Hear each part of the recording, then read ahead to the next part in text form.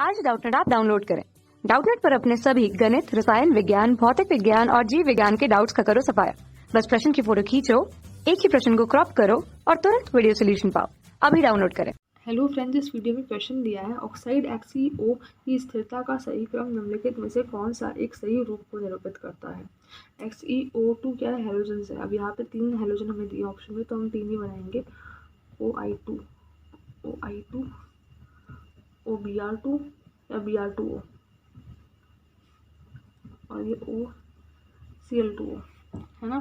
तो अब यहाँ पे क्या है, ये तो नेगेटिव चार्ज है, ये पॉजिटिव चार्ज है हर पे, है ना। इस तरह से है ये। अब उन्होंने कहा है कि स्थिरता का मतलब स्टेबिलिटी का ऑर्डर क्या होगा, स्टेबिलिटी का ऑर्डर इन सब में से क्या होगा। यहाँ पे तो क्या है ना कि ऑक्सीजन की इलेक्ट्रोनेगेटिविटी बहुत ज़्यादा होती है। ऑक्सीजन ज़्यादा इलेक्ट्रोनेगेटिव है, क्लोरीन से भी, ब्रोमीन से भी और आयोडीन से भी। इलेक्ट्रोनेगेटिविटी का जो ऑर्डर है ना ऑक्सीजन का, वो सब में ज़्यादा है।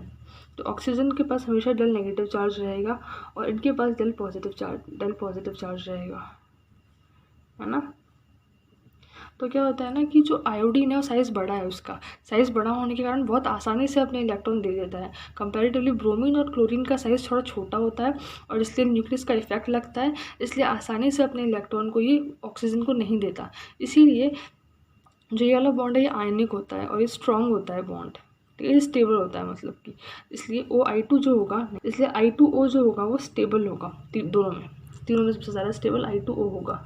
और Br2O और Cl2O में ऐसा नहीं कह सकते हम कि सबसे कम स्टेबल ये है और ज़्यादा स्टेबल ये है। इसका रीज़न क्या है कि जो O और ये Cl है, यहाँ पे होता है Cl के पास में एम्प्टी d ऑर्बिटल, ये d ऑर्बिटल ऐसे बनेंगे, ये एम्प्टी d ऑर्बिटल होते हैं क्लोरीन के पास में। तो यहाँ पे होता है लॉन पेयर ऑफ इलेक्ट्रॉन, इसलिए यहाँ पे ये इंटरेक्शन हो सकता है, ये इंटरेक्शन हो सकता है। इसीलिए ये जो कंपाउंड है स्टेबल हो जाता है और ज़्यादा। d orbital, empty d orbital, खाली d कक्षक होते हैं इसके पास में, क्लोरीन के पास में, जिससे कि ये बैक बॉन्डिंग दिखा सकता है ना। इस बैक बॉन्डिंग के कारण क्लोरीन वाला जो कंपाउंड होगा वो ज़्यादा स्टेबल होगा ब्रोमीन से, इसलिए ये ज़्यादा स्टेबल है। Cl2O है, फिर Br2O है। अब Br2O कम स्टेबल है क्योंकि ब्रोमीन के अंदर भी है ऑर्बिटल, d ऑर्बिटल, लेकिन क्या होता है कि जो ब्रोमीन के ऑर्बिटल का साइज़ है वो बड़ा होगा, क्योंकि ब्रोमीन में जो खाली ऑर्बिटल होंगे वो 4d होगा और ये है 2p। और क्लोरीन में क्या होगा, क्लोरीन में 2p ऑर्बिटल है और जो ऑर्बिटल d वाला होगा उसका साइज़ थोड़ा कम होगा क्योंकि 3d ऑर्बिटल है और ये 2p ऑर्बिटल है, ठीक है। इस वजह से साइज़ डिफरेंस होने की वजह से ये इंटरेक्शन कर पाते हैं, यहाँ पे इलेक्ट्रॉन जा पाता है, और ये बहुत गैप बढ़ जाने की वजह से ऐसे इंटरेक्शन हो नहीं पाता। इसीलिए Cl2O ज़्यादा स्टेबल है। Br2O में ना पोलैरिटी डिफरेंस है, ना ही इसके अंदर बैक बॉन्डिंग हो रही है, ना इसके अंदर इंटरेक्शन हो रहा है d ऑर्बिटल से, इसलिए ये सबसे कम स्टेबल होता है। तो करेक्ट आंसर इसका होगा D।